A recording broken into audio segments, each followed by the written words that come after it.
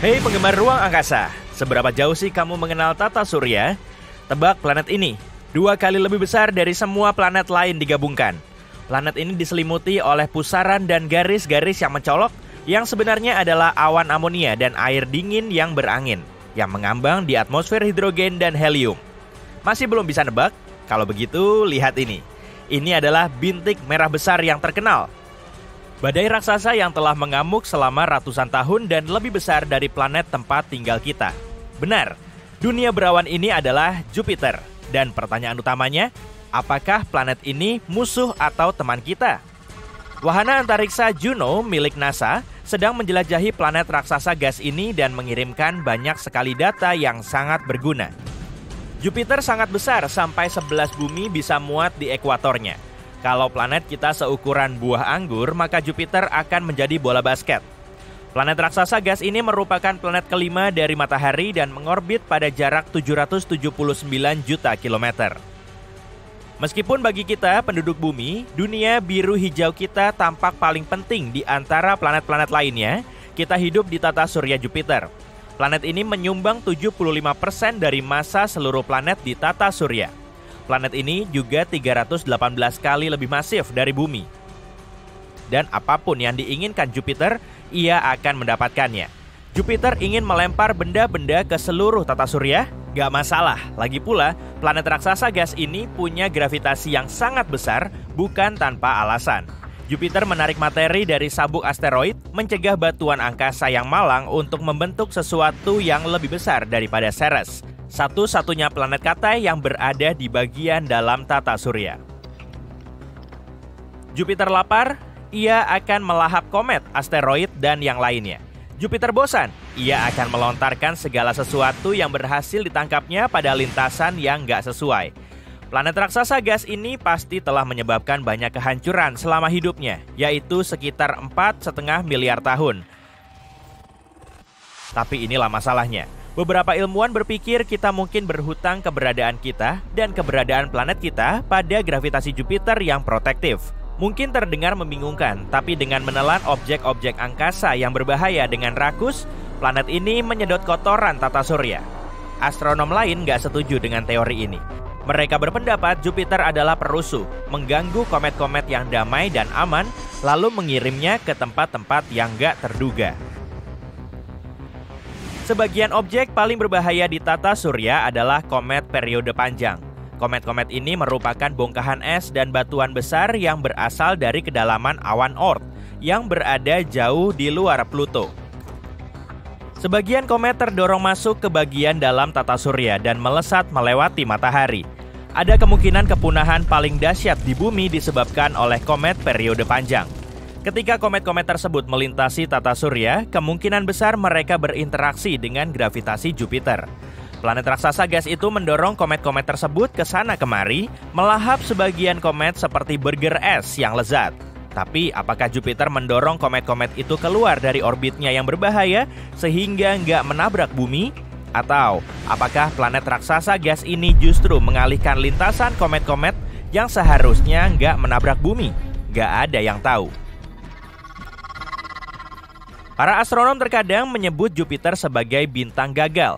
Planet raksasa gas ini memang mengandung banyak helium dan hidrogen, materi yang sebagian besar membentuk bintang.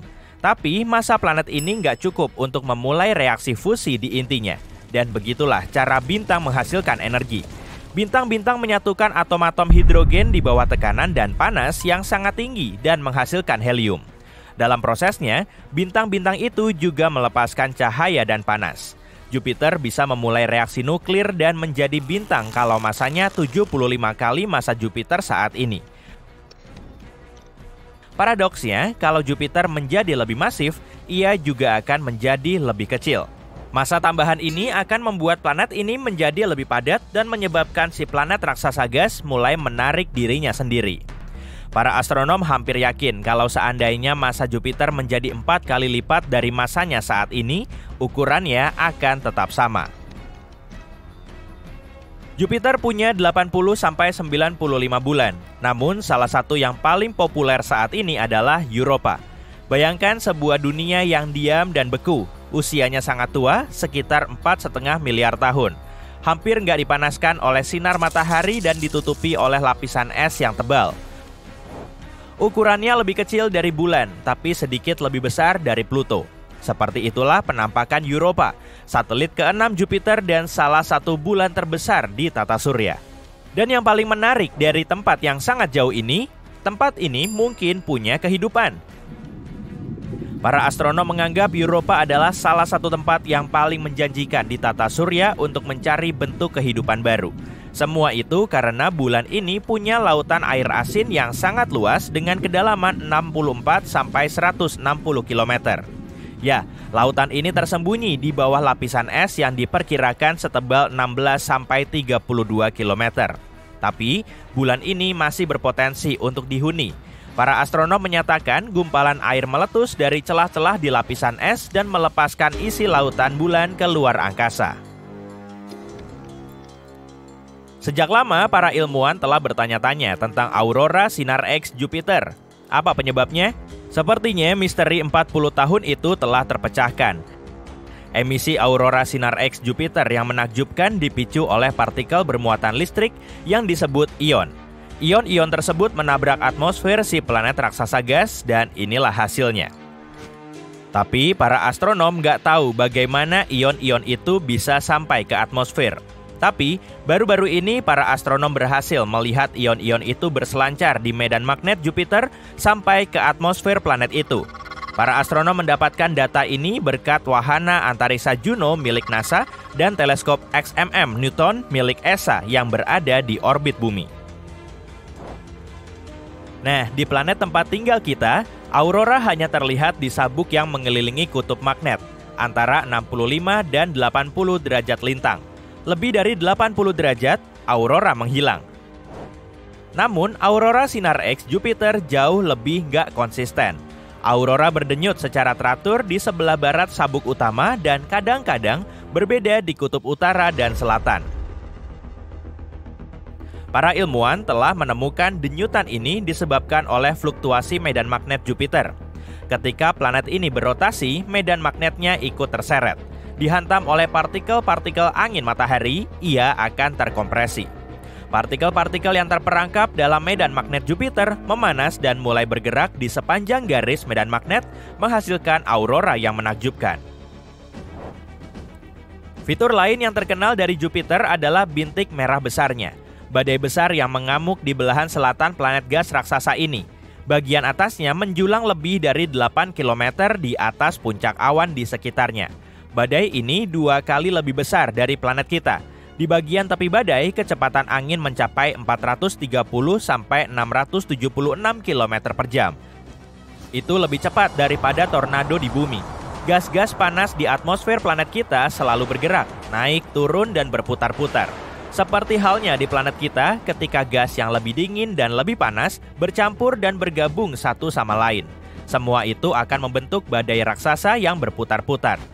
Para astronom menduga dahulu kala beberapa badai raksasa bisa saja bergabung dan membentuk bintik merah raksasa.